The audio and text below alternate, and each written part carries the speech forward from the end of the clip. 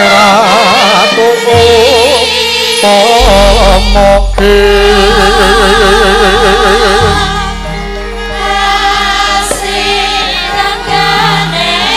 Patih sadeh linuwe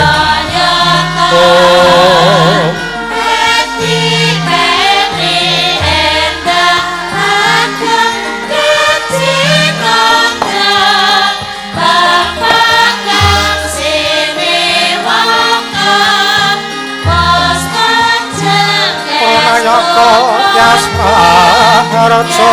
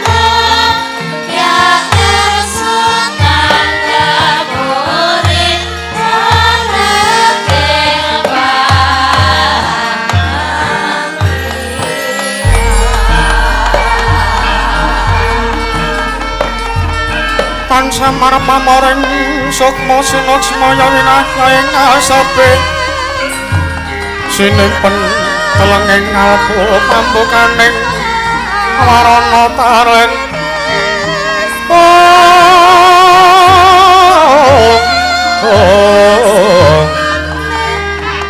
Palen saking liya playaping ngalunya pintu pecating sumpena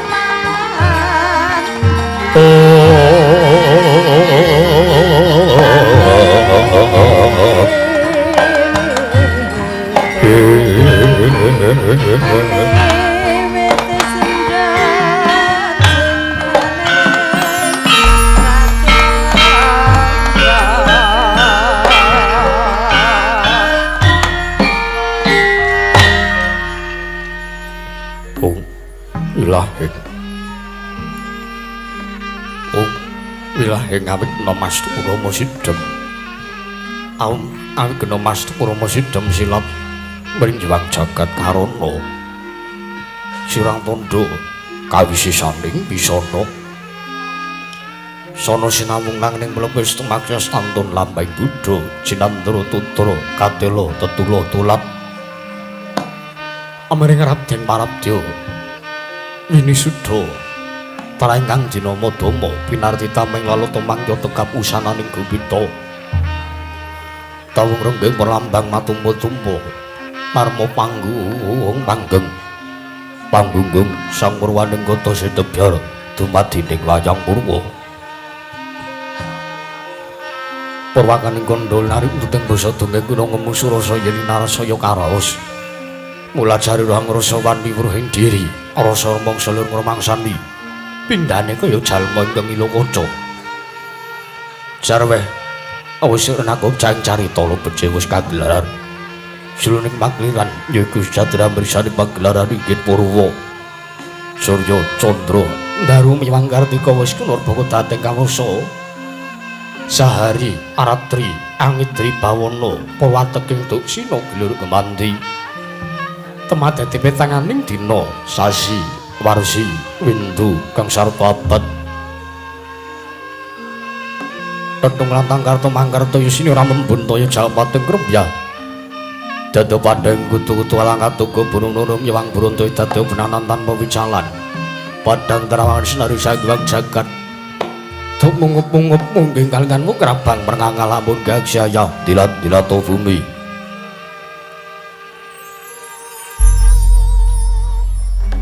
saya tangguh semurung sanggiwang ngaroko katon sebebelakaran bergabang ismu jentara kabur bawan sinaring sanggiwang basonto tanam tugaton uju royo-royo ambangku gunung enggak biru mojo-mojo pucing gunung kimulan kutanu kasih dari Praban Jono lenggat lenggut nganti kaya gunung Makutha mega tanpa tawis dangu soleng kawula tasih dina warsa angmuhe buka karep tegal sawahi anglu ursira tatana pedhote sinambi sesenggonan sesinenan mikul kalul kunde anggiring raja kayane sawanana pirembagan Samara Mangke sang Hyang Arkasaya dangu saya inggil wis katon melok sinari jagat dunung ing papan lor kidul wetan kulon sinaring jagat kang samrebuyata arep tejo arep kuwung Prandene bangkit datar wonten ing kamadhari kekunging Marja negari ing Dwarawati ya sinepat Marja negari ing Jenggala Pura ya negara Jenggala Manik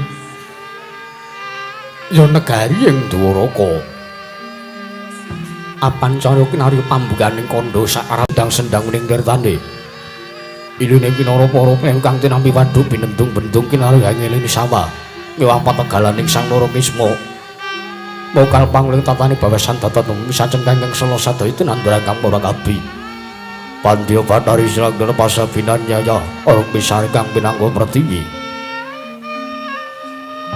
pategalan kupuli jeng kang rembugi godhongan yambi kowe kanthi kaya manglung manggun kitane pala kependhem pala kesimpar pala gumantung sadatan kucewa cinawi lan kemawke sarasaning diri iya ning ana Jagaya temen sancaya rembug lamun sangap dari bangunan lamun wanci sarap sul samya bali mring kandhang iso mangsawang datan ana carmen kandhang nggunan anjing marang labet bisa gegdu datur jana cuti samya sajek seko kabdi aku luring dosa bangsa tuwe negaring Dwarawati negaring Dwaraka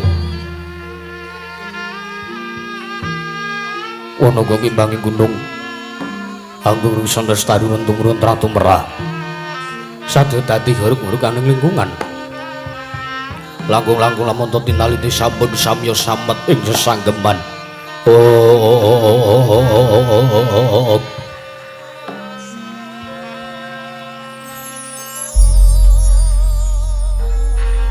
kenging binasake negari ing Dwarawati nalika semulagi wanci parang jaman Jana Panjang kunjung asir pawukira jinawi gemari pakarta tata turut ora harja dasar negara kang gedhe bori padhang jagat dhuwur kukusik tarta kun carane tarta kasesring panca prajala sinten wau ing asta pusarang adil bangsa negaring Dwarawati ya negaring Dwaraka usana panahi dewi-dewi lamun ketharane Pragusa dutarane Praceka lamun dewa awisik pendhita menang peparap lamun Nalindra menang jejuluk nggih Sang Nata Prabu Sri Bathara Kresna.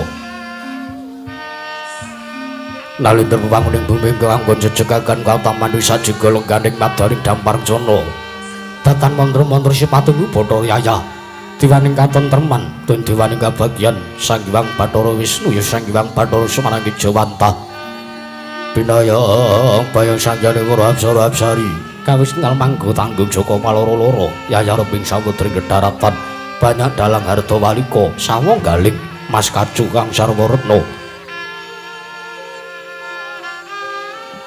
Didemat dening pasewakan mula sanjang para kawula ingkang samya gandeng pasisiran jejel Aryal harapan pepat pipit parsasa tatopan denggol tatan persela labet sekadang nurusi benjayang meledak gendera rontek lumbul kekiteraken danu gaya mondeng mangsa labu mayung megar mendi jamur pating mangsa rendeng tembeng ngarep jati ngarep mangsa katiga Lasenta kemarung caket dari mangarsa Senopati Negari Durwati Negeri Sang Raden Haryo Setyaki king pangeraken panenggaipun pepati Negari Dwaraka Sang Lendra Mantri Arakyana Patih Udawa ya Sang Kresnenggara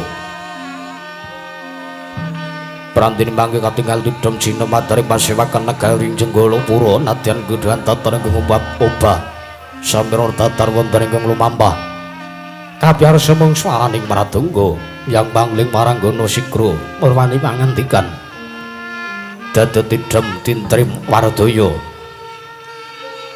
slaganira Sanata Prabu Sri Bathara Kresna dadosaken kanyut minangka warju kanujaring wong kaganten warju jaring waca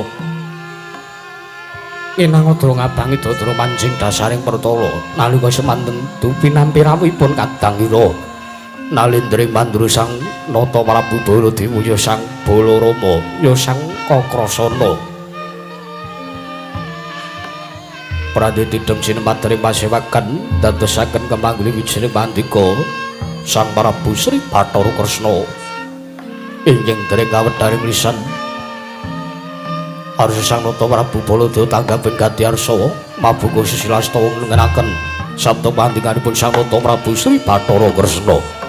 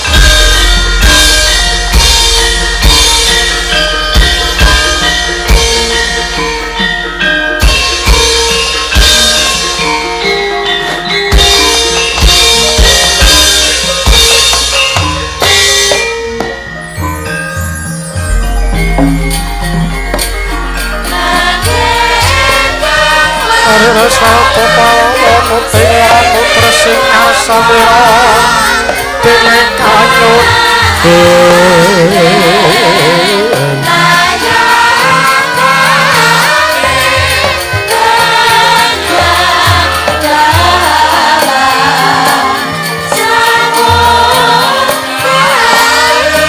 manis alireng nira ingsun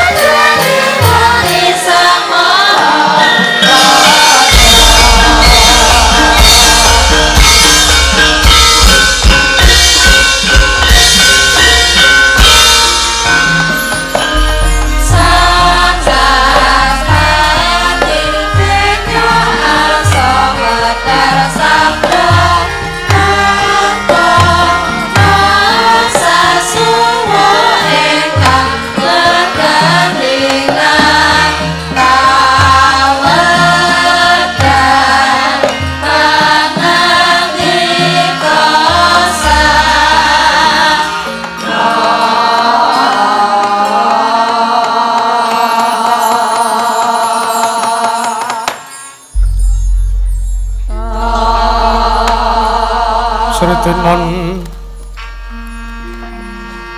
neng pasewakan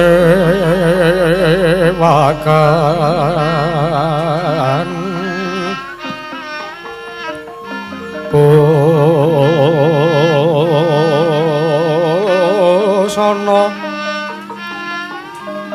maneka warna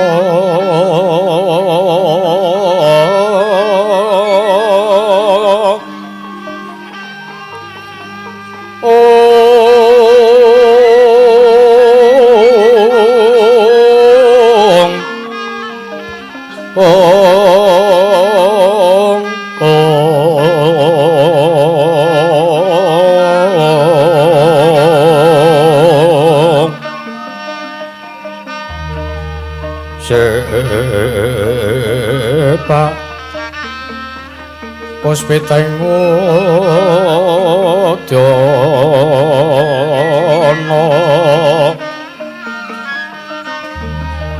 iwang mancra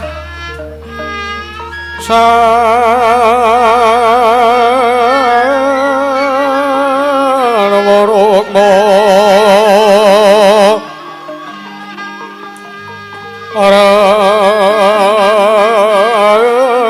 geng mandek nara wata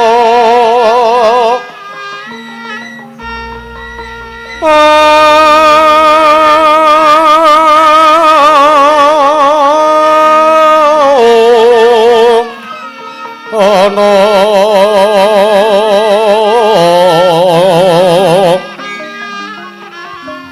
Obro Prabanya kang sumirat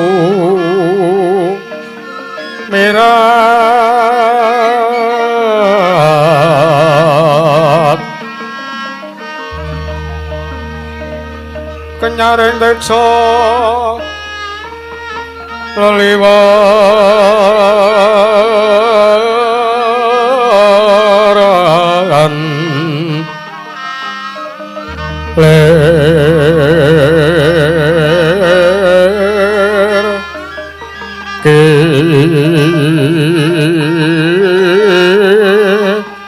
laji sireng raden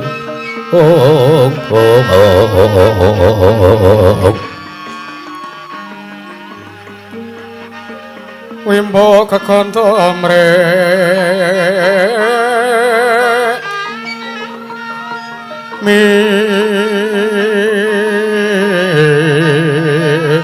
ingin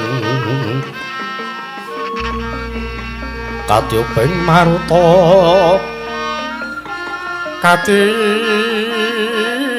ping maruta manto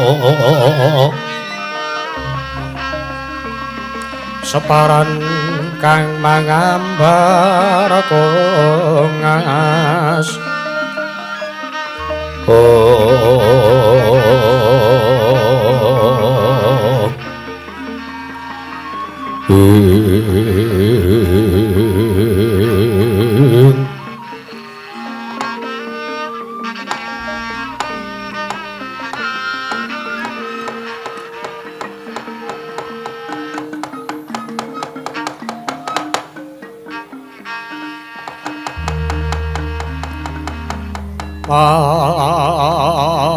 Mangkiwa teracating braca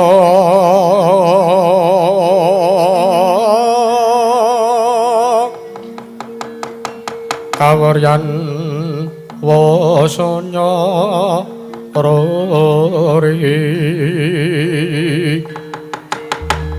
ora pangrehing ungkara karana tanpa palupi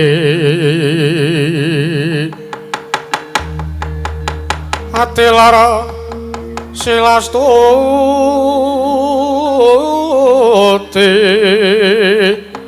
Sucana sarjana kelu kalulun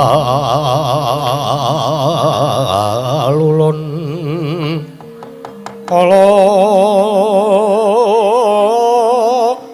titra tidem tandhaning mati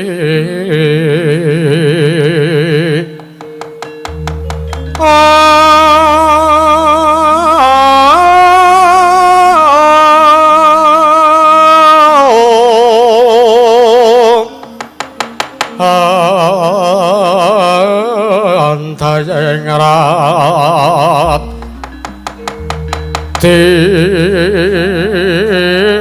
ning karoban para beta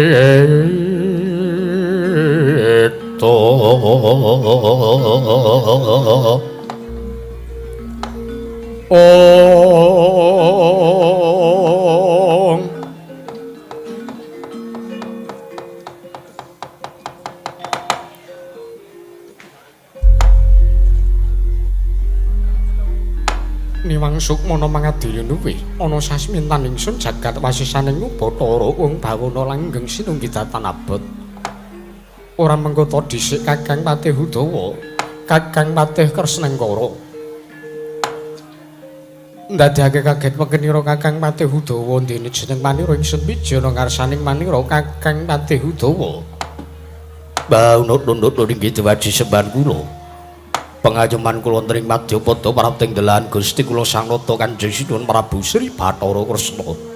Sinuwun wale-wale punapa paduka miji dhumateng wiswanipun ingkang abdi kepatihan pun Patih Udawa. Ing jawi saged damel kwatosing manah pindharan salumba pinanjering alun-alun kumitra caruk Maharas. Wondri sareng kula sononten karsa paduka tebih saking raos kemarasan Sinuwun. Paneng ingkang abdi kepatihan nyadong dawuh timbalan paduka. Samangke kula badhe nganglungaken jangga elingaken karna mabukuh sesilastawa midhangetaken pangandiku paduka Gusti kula Sang Nata Sinuwun Prabu Sri Bathara Kresna.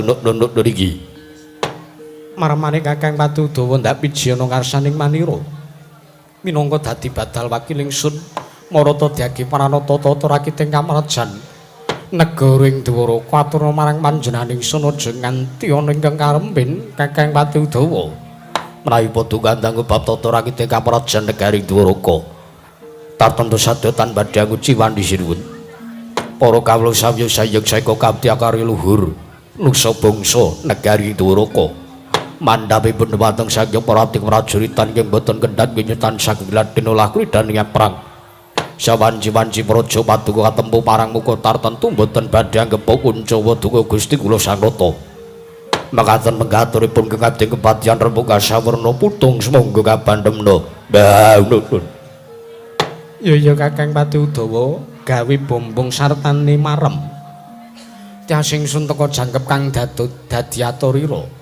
ora liwat pakareng kang utama tindakna selawase urip Kakang Kresnengara menawi ingkang sampun paduka dhawaken tartentu badhe kula candhika jimat sinuwun nun inggih apa dene kadangipun Kakang Dimas Setyaki padha kanthi raharja sapalatane kadangipun Kakang Garbaruji Bima Kunting Nuramin pasang lima tabi Dina-bina iki lodho dumawing tawang tuwang linepan ing Tulasari Koko Prabu pareng paduka Kanjeng Koko Prabu amiji dumateng biswanipun ingkang rayi Garbaruji pareng wilujeng sowan kula tebih saking Rupida kepareng kula ngaturaken sembah sungkem pangabekti kula kunjuk sandhap wutu paduka Gusti kula Sanata Kanjeng Koko Prabu Ndrawati ya kadangipun Kakang siya diatur bekti marang panjenenganing sunora liwat pangestunipun Kakang wae tanpa ana Dimas Setyaki mriki sampun paduka dhawaken sapanipun marang pangestu paduka badhe kula cancang pucang meni dumawing wijang repeting werdaya saestu dadosaken cahya recahya daging rahkayawanan Koko Prabu Sri Bathara Kresna sarta padha tatanen barisaning para Madyabala ingkang padha gantung sibojaning Sunedya anem Brama sartane mbabarake wigatining pasewakan Setyaki mriki sampun paduka dhawaken tartentu kula mboten badhe swala Kanjeng Koko Prabu numangke Kanjeng Koko Prabu Baladewa Koko Prabu Balarama sesembahan kula wonten ing Madyapada Koko Prabu Mandura sewu lepat diagung pangaksami wondene kula kanggep lancang andhangu dumateng rawuh paduka Kanjeng Koko Prabu Baladewa Koko Prabu ing Mandura ya jagat pangestu Wayang Bathara jagat Patendra Jaladewaku balatala ya kadangipun Kakang Yayi Prabu Ndrawati Yayi Prabu Kresna ya sekawit pun Kakang mbok piji sawanipun Kakang ana ngersani Sadi Yayi Prabu Ndrawati pun Kakang wektu sak mengko timbalan sowan ana ing Kedaton Negara Ndrawati sak mengko pun Kakang nedya nganglungake jangga nilingake karna nungsung pamarta muhung apa to kang dadi darunane lan sabdaning Yayi Prabu Ndrawati mengko kepiye Koko Prabu kasinggihan yo mula satata pun Kakang bakal mabuka Susilastawa pun Kakang nganglungake jangga lingake karana mastuti sabdatama pangandikane Sadi Ndrawati Yayi Prabu Kresna mugi sakmangke keparenga nampi pambagya raharjanipun ingkang arayi ing Ndrawati kunjuk wonten ngarsa paduka Kanjeng Koko Prabu ya Kresna ora ana alangan swiji apa nggonipun Kakang sowan pambagya raharja wis pun Kakang tampa jernyatane Basuki ya ana sawanipun Kakang ora liwat pun Kakang ngaturake pudha pangestunipun Kakang bae kunjuk ana ngersani Yayi Prabu Ndrawati Yayi Prabu Kresna sampun saged damel bombong tiasing maning ingkang arayipun Sri Bathara Kresna Koko Prabu mugi kaskecak ingkang langgeng prayogi ya Kresna kaya wis ora kurang prayoga praptanipun Kakang samengkoning Praja Negara Dwaraka iki Yayi Prabu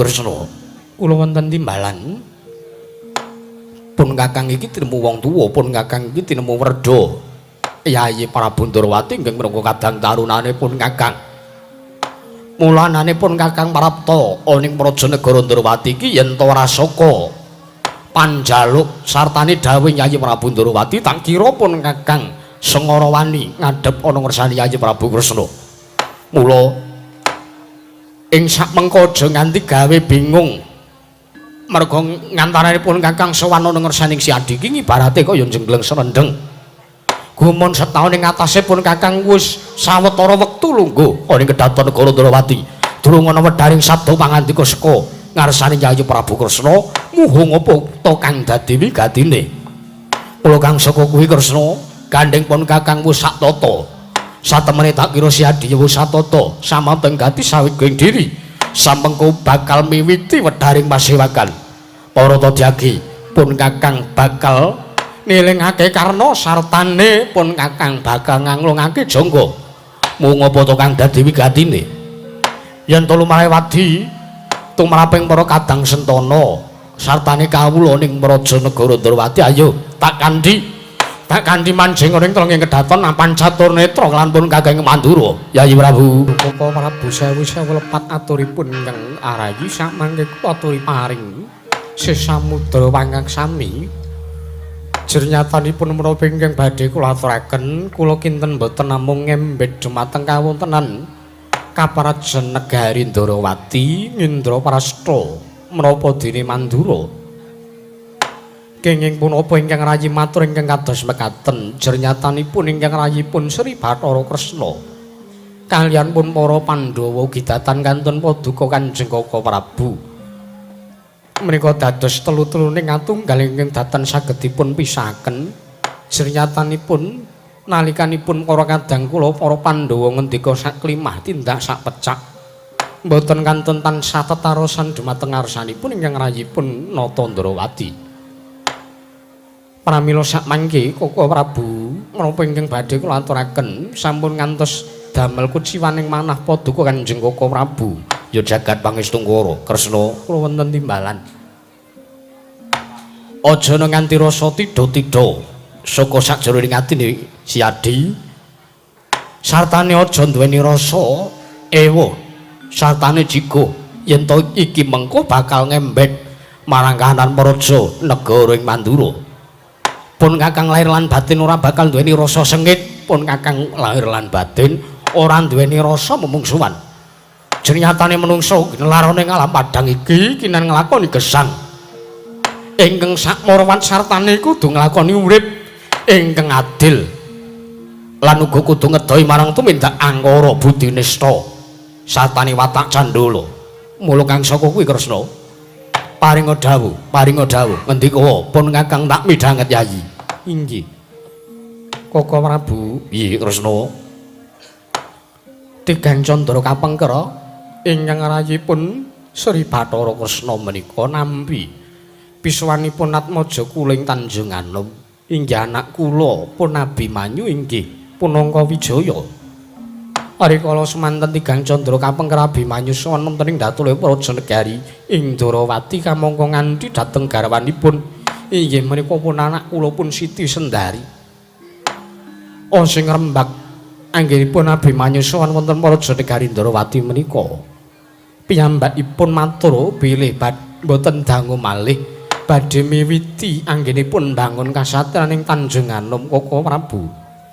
Kamangka anggenipun Abimanyu nyuwun dawuh kelawan ingkang rayipun Sri Bathara Kresna anggenipun badhe miwiti anggen nyong bangun kasatran ing Tanjung Anom sakmangke betahaken satanipun kedah ginakaken pepanggil rupa tuwin syarat sarana.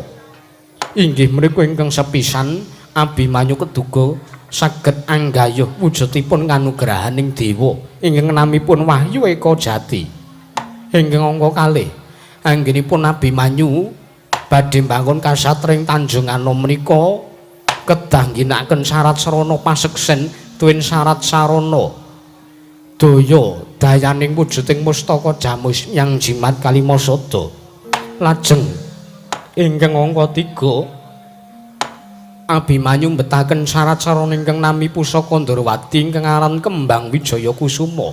Lajeng ingkang angka 50 menika ingkang dadosaken sabab lan jalaran wontenipun ingkang rayi ing Ndrawati ngaturi rawuh paduka. Koko Prabu walih-walih menapa Abimanyu mbetahaken syarat sarana wujudipun Kyai Nenggala Kanjeng Koko Prabu. Walah dalah. Ya jagat pangestu Karwayawu Bathara jagat Partendra Jala Dewaku. Kresna kula wonten timbalan. Sayekti anggonipun Kakang nampa pangandikane Si Adiki pun Kakang wis isa tanggap. Sartanipun Kakang wis bisa nampa kanthi bener becik apa to kang dadi kegayuhane Si Abimanyu. Yo. Aja kok Si Adi ingkang nampa piswane Abimanyu nadyan pun Kakang dhewe uga wis nampa pisane Abimanyu lawan Siti Sendari. Tulung Candra kapengker pun kakang nampa pisane Abimanyu ingkang lereke ngrembug tanpa beda kayata dening yang diaturake ana ngersane Yayi Prabu Kresna.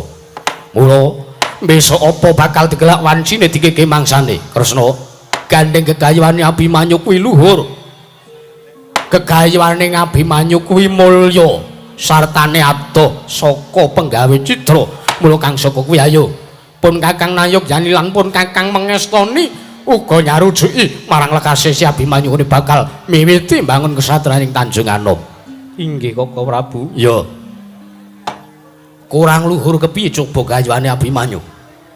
Merga sepisan ingkang aran Wahyu Eka Jati kuwi wenang ditampa dening sawijining titah.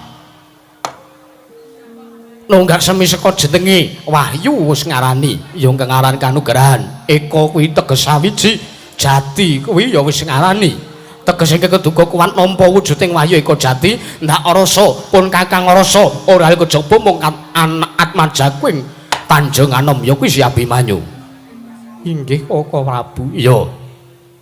Tur temene Abimanyu ora mung kadunungan wujuding Wahyu Eka Jati, nanging Abimanyu uga kadunungan wahyu ning Nalindra.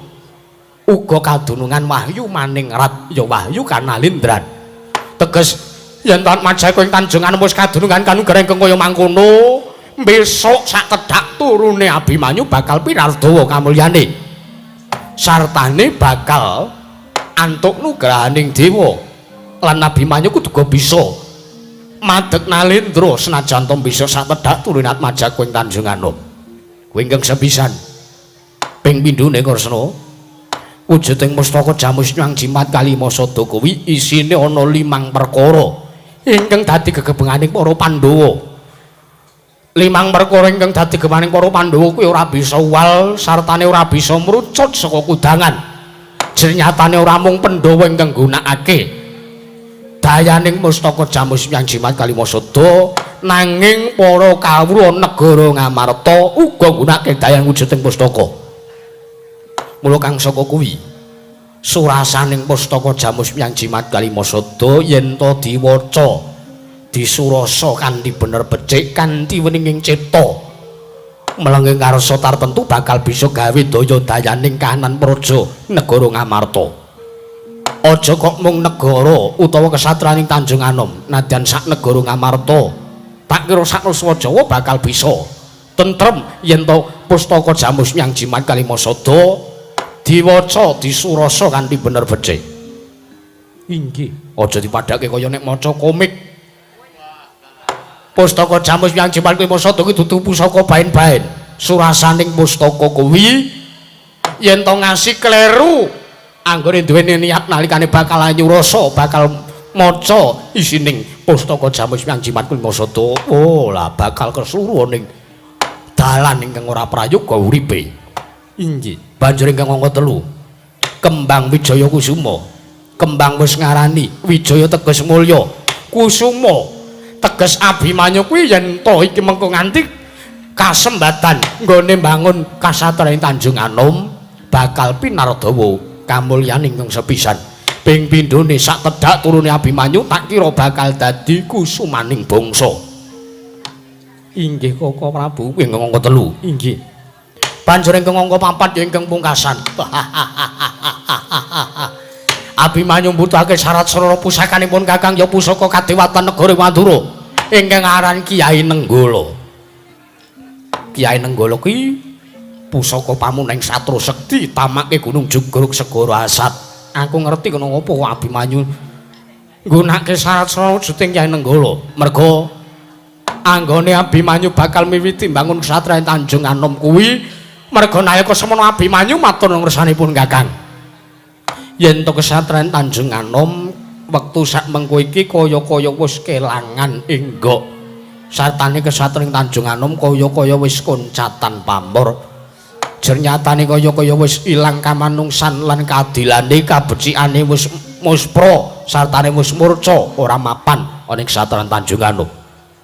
Mula kang saka kuwi gandeng wujuding Kyai Nenggala kuwi yen to ditamakake dayane bisa mateni marang mungsuh waton mungsuhe lahir batine watake candala sartane budine nista mula kang saka kuwi Kresna gandeng wis tinarbuka sartane wis tetela apa kang dadi gayuhane Abimanyu wis diwedharake ning Kedhaton Negara Ndrawati ayo dikeke mangsane digelak wancine wektu dina sak mengko ayo siade tak kanthi liwat alun-alun pepungkuran budal ning kesatran Tanjung Anom nyekseni apa kang dadi gayuhane Atmajaku ing Tanjung Anom ya kuwi si Abimanyu kadangipun Kakang Yayi Prabu Ndrawati Tungkara wayahu Bathara Jagat Koko Prabu piye Kresna dening ngantos pun anggen kula nampi sabda tama dawuh pangandika paduka Kanjeng Koko Prabu Mandura teka sakmenika kula nampi piswanipun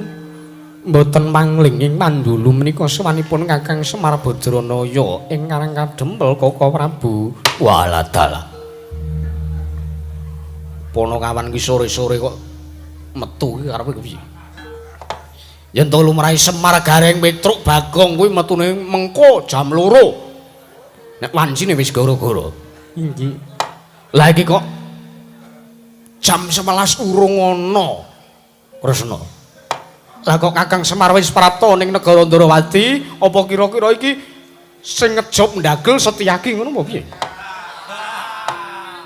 Setyaki wonten dawuh apa sing jawab Kakang Semar tok timbali ning Kedhaton Negara Ndrawati apa kira-kira Siadi Nuwun sewu mboten nek ngono udawa pangestunipun ugi mboten jenyatanipun kula menawi kalian Kiai Semar Badranaya menika kula mboten lengganan kawula wonten Maraja Negari kula menika wonten ing Widara Kandhang menika menawi mboten waloya mboten cocok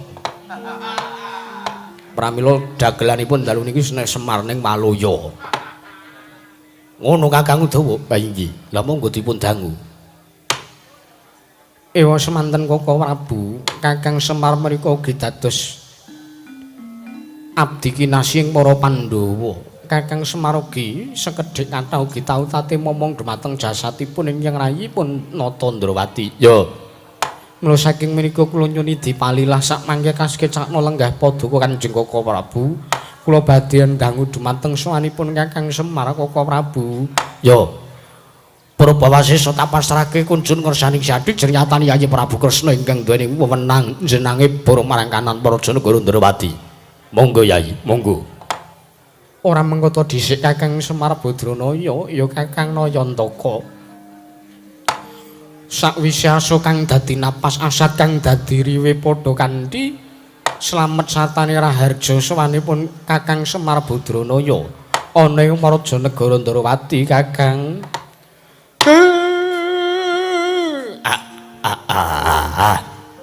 Mbel gagag gugag sak tulita mel sinuwun Ndrawati kasinggihan sinuwun antuk bel kapamujinipun sinuwun Ndrawati Gusti kula inggih Ndara Kresna wilujeng sowan kula tebih saking rubeda cinaketna ing karahayon lan karaharjan sinaosa randhat anggen kula ngaturaken kula nuwun lan kula ngaturaken sembah sungkem pangabekti kula kunjuk sinuwun ya Kakang Semar tak tampa tiba sepadha-padha ibu bakal nampa walat apa saka ngersaning para dewa dene ingsun wani nampa sembah Kakang Nayantaka nanging gandeng Kakang Semar kuwi drajating Panakawan ya abdining para Pandhawa mula paripaksa sembahmu tak tampa tiba padha-padha Kakang ngaten prayogi ora liwat prayogatna anggonmu sowan ana ing Praja Negara Ndrawati Kakang Semar sampun boten kirang prayogi sowan kula sinuwun Kakang Semar padha kanthi slamet sowanmu nadan tanpa tinimbalan ing Praja Negara Ndrawati Kakang Semar sinuwun Mandura ya kok lenggah teng mriki sebab apa teko Kakang Semar Duri pitakon kang kaya mangkono nek lumarahe wayangan dalang senese niku nek Baladewa mesti lenggahe teng jejer negara Ngastina lah kok saniki sampeyan rawuh teng mriki enten wigati napa bab wigatine apa mesti Kakang Semar mengko bakal mangerteni dhewe. Lan mbok menawa anggonmu swanane Rajanegara Ndrawati ki ana sambung rapete kelawan anggonku sawana ngersani Yayi Prabu Kresna. Ngaten. Yo. Ha nggih. Bekti kula konjuk sinuwun tak tampa pun Kakang Semar pangestuku tampanono. Ha nggih kula pundi? Kakang Semar padha kanthi slamet sowanku. Ndara werku Ndara. Dudu. Sinten? Aku Setyaki. Arang suarane padha. Sesuk nek gawe swara kuwi sing rada beda. Ha iya. Ha nggih. Ndara Setyaki wilujeng sowan kula bukti kula kunjuk Ndara. Tak tampa tiba sepadha-padha Kakang Nayantaka ora liwat prayoga nunggumu ngadhep. Kawula non sampun mboten kirang prayoga. Kyai Semar Badranaya padha kanthi raja sak para tamu Kyai. Nggih nggih. Kula tampi wilujeng sowan kula bekti kula kunjuk. Tak tampa tiba sepadha-padha Kyai Semar ora liwat prayogana lungguhmu. Nggih patih Udawa nggih. Kakang Semar, kula wonten dawuh. Ana wigati apa teka semantan apa tinimbalan sengkan-sengkatan apa poyan? Apa pancen sawanmu diutus dening para Pandhawa? Apa natur ingkang luwih wigati? Apa Kakang Semar duweni gegayuhan pribadi nggonmu sowan? Marata diage tak paringi purba wasesa matur ana ngarsaning panjenengan ingsun Kakang Nayantaka. Kula ngaturaken panuwun. Wondene kula sampun kapasrahan Prabu Wasesa. Anggen kula badhe matur wonten kersanipun sinuwun Ndarawati. Waleh-waleh napa sowan kula mboten saking pikajengan kula piyambak. Nanging sowan kula menika dapur dipun utus dening Ndara Abimanyu. Sowan kula dipun utus dening Ndara Angkawijaya ing Plangkawati ing Tanjung Anom. Waleh-waleh napa? Wondene wigatos kula sowan menika kula namung minangka lidah sinambung lan kula minangka utusan saking Ndara Abimanyu ing Tanjung Anom. Gandeng rikala semanten Ndara Abimanyu ngendika bilih Tigang Candra kapengker menawi mboten lepat Ndara Abimanyu sampun prapta sowan wonten Rajanegara Ndrawati. Pramila saking menika gandeng rikala semanten kula dipun utus sowan wonten Rajanegara Ndrawati menika namung badhe dipun utus supados kula nyuwunaken ngambil wujudipun Sekar Cangkok Wijaya Mulya inggih ingkang namipun Kembang Wijaya Kusuma. Pramila sakmangke wale-wale napa aturipun Ndara Abimanyu dingendikake kalih Semar mboten kula kelongi mboten kula imbuhi atur ngendikanipun Ndara Abimanyu. Menapa ingkang kula tampi inggih menapa ingkang kula aturaken wonten ngersanipun sinuwun Prabu Ndarawati. Pramila sakmangke sinuwun. Nek diparengke kula ngaturke panuwun wondene mboten dipun maringaken wujuding Kembang Wijaya Kusuma. Kula nyuwun katerangan ingkang gumathok lho sinuwun. Kagatrisang kapirango. Ainangkul kinempet kampet.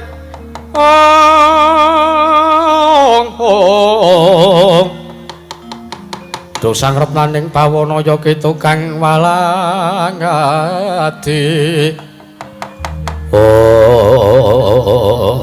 Ya jagat pangestu Karawayahu Bathara jagat. Koko Prabu piye Kresna? Kados pundi perkawis menika anggen kula badhe anggagapi tinananggepi dhumateng aturipun Kakang Semar. Jernyatane nuwun sewu, mboten kuwateges kula menika mboten pitados kalawan abdining para Pandhawa. Jernyatanipun Kyai Semar menika tan mandi mboten badhe wantun atur dura, mboten badhe wantun goroh dumateng sinten kemawon. Kakang Semar menika ugi mboten wantun goroh dumateng diri pribadinipun piyambak. Yo, kersane Yayi Prabu wi. Nanging mugi dados ning nyawuningan. Dinten sakmangke anggenipun Kakang Semar sowan wonten Rajanegara Ndrawati. Teka keduga saged nuwuhaken tandha lan raos cubriya saklebeting tiasipun ingkang rayipun Sri Bathara Kresna. Menawi lumrahipun Kakang Semar anggenipun badhe sowan dipun utus dening bendaranipun tartentu Kakang Semar utusan dhateng atmajanipun menawi mboten nala garing inggih Petruk menawi mboten Petruk andhong bolong ugi Panakawan Bagong mugi sak mangke padha Kanjeng Koko Prabu sageta paring pepajar tumrap manahipun ingkang rayipun Sri Bathara Kresna Koko Prabu alatalayo jagat pangestu Kresna wonten timbalan yen to Si Adi duweni rasa cubriya tumrap Kakang Semar Badranaya tak kira iso dipambengi jernyatane yen to nitik marang ngature Kakang Semar Badranaya ingkang wis diaturake ursane Yayi Prabu Kresna iki mau dheweke matur yen to sowane ora sekarepane pribadi nanging diutus dening Abimanyu kena ngapa to sababe dene Abimanyu malah utusan kaliyan Kakang Semar mongko ora adat sabene yen to Kakang Semar kuwi sowan munggah ring Datru Kerajaan merga ndak kira pancen Abimanyu ora duweni rasa percaya sak kelawan Panakawan Garing Petruk apa dene Bagong jernyatane saben-saben ana perkara mesti Abimanyu luwih caket kelawan Kakang Semar Badranaya mula tak kira bab perkara iki Si Adi ora sandadak duweni rasa cubriya ora sandadak duweni rasa kuwatir sartane aja nganti duwe rasa sumelang sakjroning atine Si Adi Ndrawati Kresna pasrahna wujuding kembang Wijaya Kusuma pasrahna sane Kakang Semar Badranaya yen to mengkono bobol boroting kanan pun Kakang keduga saguh tanggung jawab satane kabeh perkara yen to nganti ana kanan kisruh mengko pun Kakang bakal nanggung perkarane Yayi Prabu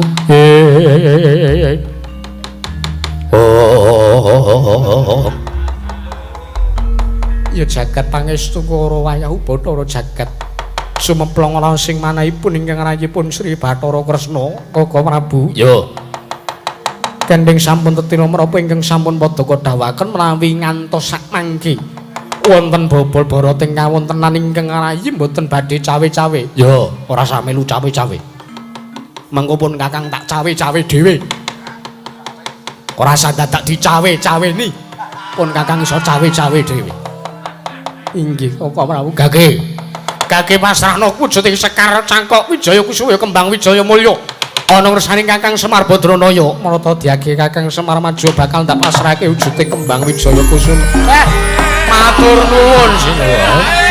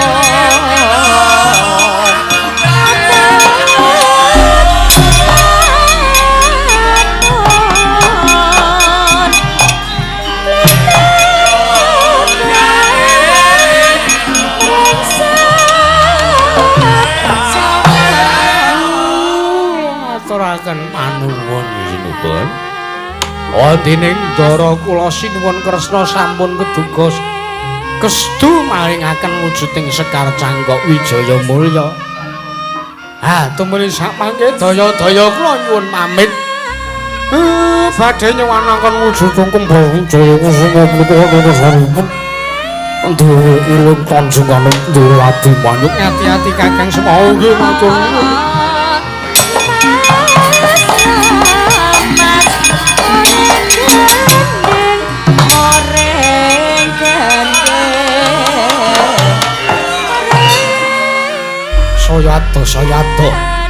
Saya tebih lambang Satyura Semar Badraya Windawarni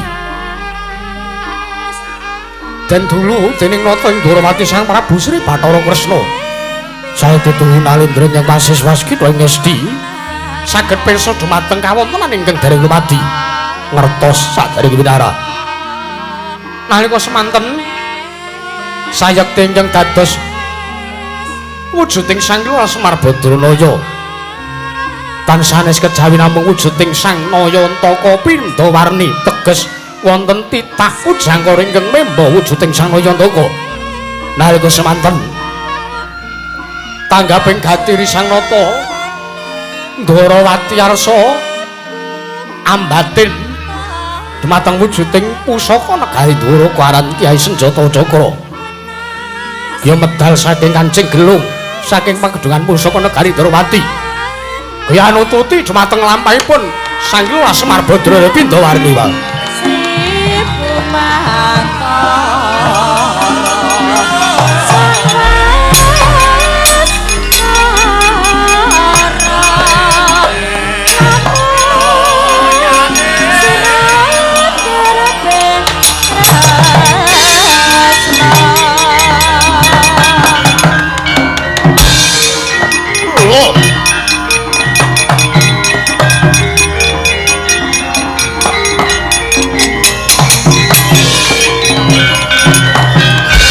Rire sarta palmula tengaranu tersing karo salira dene nganyut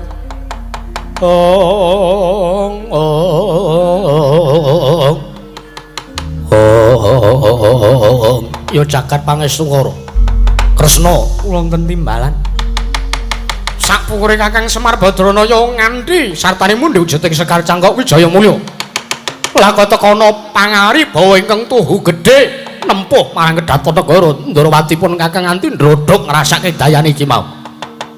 Ora pangling wujuding Kyai Senjata Cakra. Mesat uwal saka pagedhunganing pusaka negara Ndwarawati nututi marang Kakang Semar, "Iki ana perkara apa?" Nuwun sewu Kaka Prabu. Kula menika wau lak sampun ngendika, kula sampun matur wonten ngersanipun Kaka Prabu Baladewa bilih ingkang rayipun Sri Bathara Kresna nggadahi raos cubriya dhateng Kakang Semar. Nanging arikala semanten Kaka Prabu Baladewa tansah mambengi dumateng menapa ingkang dados atur kula wekasan paring dawuh. Bilih menawi wonten bobol barating kawontenan paduka ingkang badhe tanggel jawab. Mugi dados ning kawuningan. Piye? Sayekti ingkang sowan menika sanes Kakang Semar ingkang sejati nanging pindha warnaning Kyai Lurah Togog ya ki Lurah Catugara ingkang sakmangke badhe anyidra wujuding Kembang Wijaya Kusuma. Malah iblis lanang.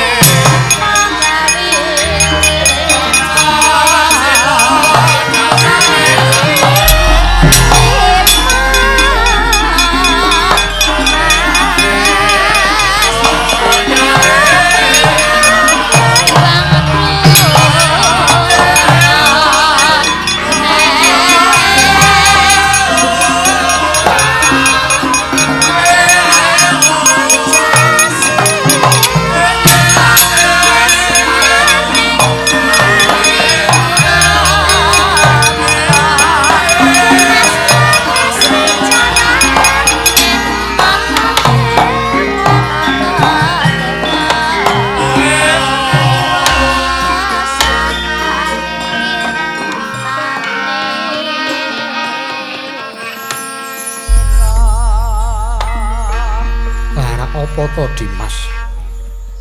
Wong tuwa ki nek dikandhani ngeyel. Mongko ora mikir apa sing tak aturake nek ya kedadiane kaya mangkene. Lho la iki. Sejatosipun wiwit Kakang Semar nampi wujuding Kembang Wijaya Mulya menika kula pun mangu-mangu tida-tida raos kula. Sebabe napa wonten jamak lumrahana Semar ngomong kok lambene karo mincuk-mincuk. Monggo suwarane kaya kula niki ora pangling. Lah ra apa? Udawa kowe ya ngerti perkarane. Oh lha nggih ngertos. Dalu niki sing medal ming 3 nomeran. Lho kok dadi perkara kaya ngono, perkara Semar ingkang sowan iki mau dudu Semar ingkang sejati nanging Semar Pindawarni. Lho, lha nggih. Lho, lah iya. Kowe ngerti sapa ingkang dadi memba wujuding Kakang Semar iki mau? Kula napa niki? Udawa kuwi lho.